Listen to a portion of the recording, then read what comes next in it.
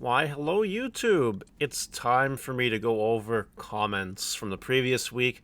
You guys know the drill. If you leave a comment on one of my YouTube videos, you might get picked for the video if it's a really good comment, or a toxic comment, or something like that. Like in this case, the first thing you see here is a meme. This meme was so good, I had to share it. So maybe if you make memes, I'll start featuring those too. Guys, like the content, don't forget to like, comment, subscribe, and we'll get into it with the first and only meme of this one. You said it was tier 1. Where is my tier 1 deck, Mario? Alright, so I love this because people give me shit all the time for my tier 1 thumbnails. Now, much like tier lists and the like, it is kind of subjective. Now, you can't say certain things are tier 1. Like, I wouldn't dare say Dan Devimon is tier 1 or something like that. But, like, if the deck is capable of beating tier 1 decks, does that make it tier 1? You know what I mean? It's just a funny meme, because I get this every time I upload a tier 1 deck. Tier 1 deck. Even if the deck is legitimately tier 1, people will say, oh, here we go again. Yes, it never ends. It's the persona I made for myself. We'll go with it, but I love the meme. Yeah, share your memes, guys. I like the memes. They're really funny. All right, Louis V, I love your dedication. Thank you. I'm very dedicated. I am. I wouldn't be making these videos if it wasn't for that. Assassin Shadow. This is a blue-yellow deck. Fucking Sunrise Buster. Sunrise Buster is a very strong card. There's a reason I enjoy this card. It should be at 1. But we'll get back to it later. Don't worry. The card is kind of insane. Next up, Ryan Carson says, I know you don't post Digimon battles, but I would love to see how this deck is run in a match. Alright. Occasionally I talk about this, but it's good to always put this out there, right? If I upload like videos of gameplay, they don't get views. They really don't. I believe it's personally the way that I choose to do it, right? There are some channels that get away with this. Card Protagonist makes really good gameplay videos, very well edited gameplay videos. He's the best. If I can't beat that, I don't see any reason to try. You know what I mean? Not when I can make other content as well. Like there's lots of Digimon content I could make, but gameplay videos don't really do it for me. I could pull a primitive and, you know, record a match in my locals or something and dub voice over it or something like that, but that's not the kind of content for me either, because like people really want to watch that? I don't really think they do. I know that I have like negative interest in that kind of thing. But that could just be me. You know, we will be having gameplay on the channel very shortly, so we'll see what happens. But yeah, it's not my cup of tea. It's not the content I want to make. If I had the time and dedication to make them like Card Protagonist, I would do it. I just don't. So I don't see a real purpose. Obenti, this is a big part of why you're my favorite Digimon YouTuber. Heart. Also, your rare giggity marks.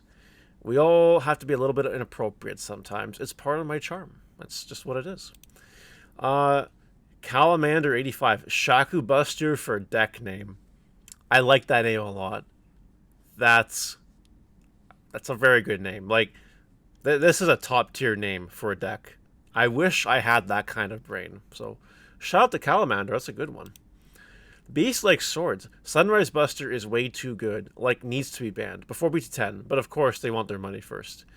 I do think that Sunrise Buster should get hit. The card gives you free value and kills something. That's just too good. Too good in my opinion. And it's not even like red-yellow is a hard combination to get. I think it needs to go. That's what I think. Ty Dan says, what kind of person buys the pre-sales of booster boxes for 120 USD? That's even more than Canada's pre-sales on them. Absolutely. Canada's pre-sales on these boxes is less than 120 Canadian, which is funny. You people that buy boxes for 120 USD, and you sellers that sell them for 120 USD, shame on you. You should be better. That's all I'm going to say. Michael, I think you would benefit from a separate Disney content channel in case Disney ever wanted to make you an ambassador for their brand. The first Lorcana content comment in this video. I'm going to give you the master plan I have.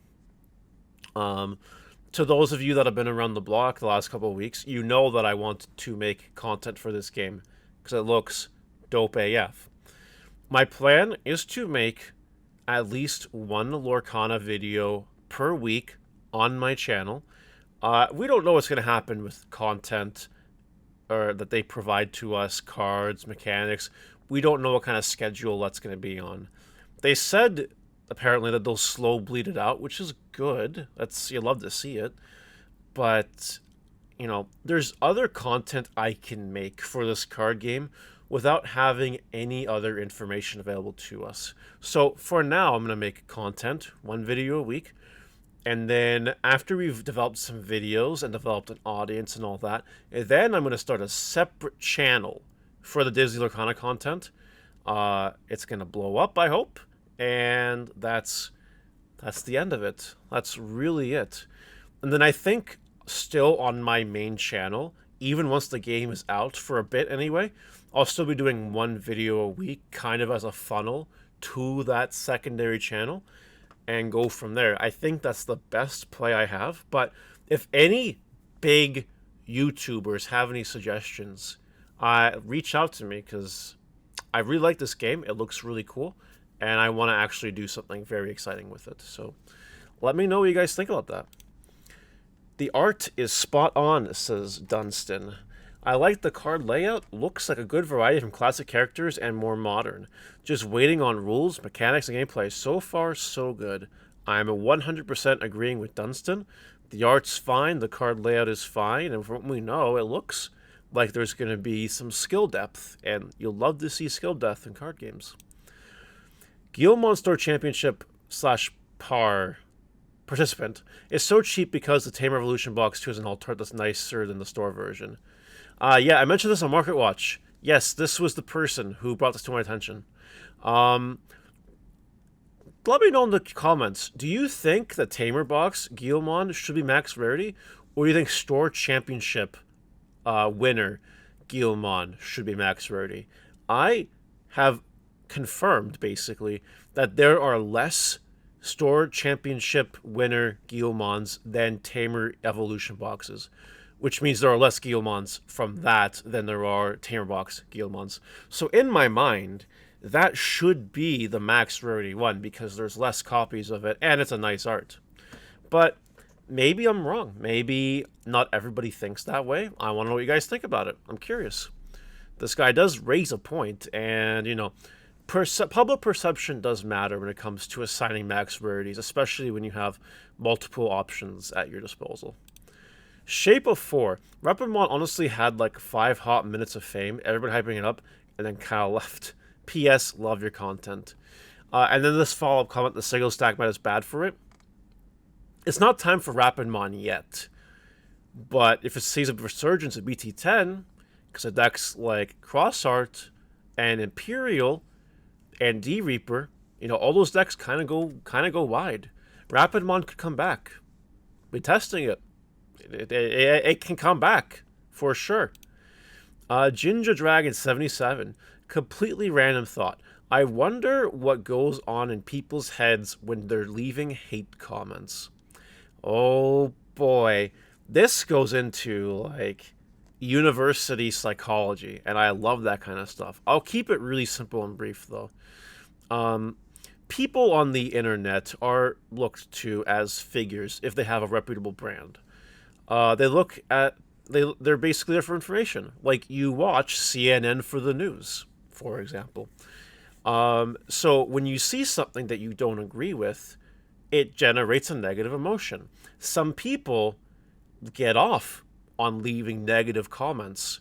Some people that makes them happy. It feels like it's satisfying an urge, so to speak. So people might just hate you, which a lot of people hate me. I'm not gonna lie. I've been there. Trust me, I'm either extremely likable or you hate my guts. I don't think there's an in between, and that in between is very small. So that's kind of where it comes down to. I love the negative comments because the more negative comments I get, it's indication that I'm doing the right thing because I'm growing. Thus, I'm growing more negative comments, growing less positive ones. But if the negative ones are increasing week by week, we're doing something right, and you love to see it. So that's all it is. People just people want to leave comments because it makes them feel good. They want to get their opinion out there, or they just hate you and disagree with everything you do. It's whatever it is. Maybe some people hate me because I'm Italian or Canadian. Whatever. There's lots to hate if you really look at it, to be honest.